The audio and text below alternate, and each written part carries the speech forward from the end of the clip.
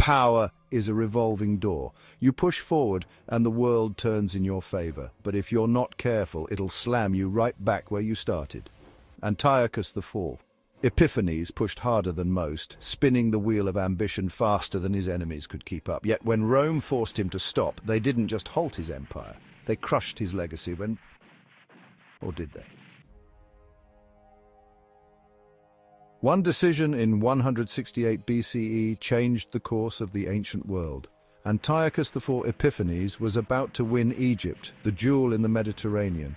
Yet this Roman envoy, with only a stick and a threat, smashed his ambition. What followed wasn't humiliation, but just the beginning of a centuries-long smear campaign. But one question remains. Was Antiochus the villain that history has painted him as, or a dreamer brought down by the machinations of his political enemies? Antiochus IV was not the kind of king quietly content to perch on a crumbling throne watching his empire wear out. No, sir, he wanted more. To be more powerful, own greater tracts of area and have more controlling aspects. And frankly, could you blame him? He belonged in a world that only followed Alexander the Great. Wasn't he the reason borders were rewritten? Born in 215 BCE, Antiochus inherited nothing like a golden empire. His father, Antiochus III, had the best of intentions but left behind a tattered kingdom. The Seleucid Empire was, by the time Antiochus IV took the throne, less powerhouse, more house of cards. But he didn't run from the challenge, he embraced it. Naming himself Epiphanes, or God Manifest, he made it clear this wasn't going to be business as usual. Was that hubris? Maybe. But let's not pretend humility builds empires. Now here is where things get real cumbersome. Antiochus wasn't only a king, he was a cultural bulldozer. He wanted a unified empire, and to him that means one language, one religion, one way of life. Greek culture was his tool, and he was a hammer. But just for a second, let's flip the script. Wasn't it really not oppression, but progress? Isn't this the very sense of cultural unity that has kept Rome standing after century and century? The Maccabean revolt? In Judea, the backlash was ferocious. Antiochus banned Jewish practices, desecrated the Second Temple, and demanded loyalty to Greek gods.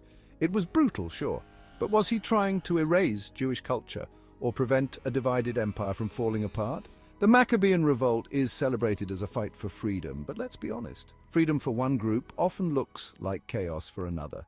So was Antiochus a tyrant, or just a leader doing whatever it took to hold his empire together? You tell me. There was, of course, the eternal city, Rome, supposed protector of the Mediterranean. In 170 BCE, Antiochus turned to Egypt, the natural next stage from an ambitious king's assault course. Rome couldn't endure the sight of any person playing in their arena.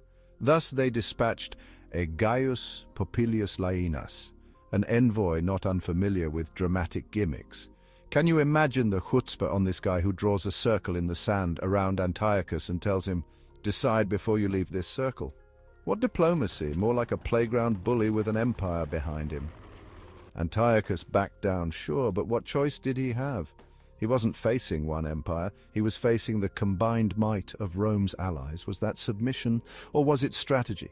After all, he lived to fight another day, but history doesn't reward survival, it glorifies those who die dramatically. The defeat at Pelusium did not scar Antiochus, it shattered the illusion of his divinity. His empire was in flames back home, with the Maccabean revolt draining his resources and his people no longer seeing a god, just a man who lost to Rome. By 164 BCE, Antiochus had been reduced to a shadow of his former self, frantically campaigning in Persia in an effort to refinance his exhausted exchequer.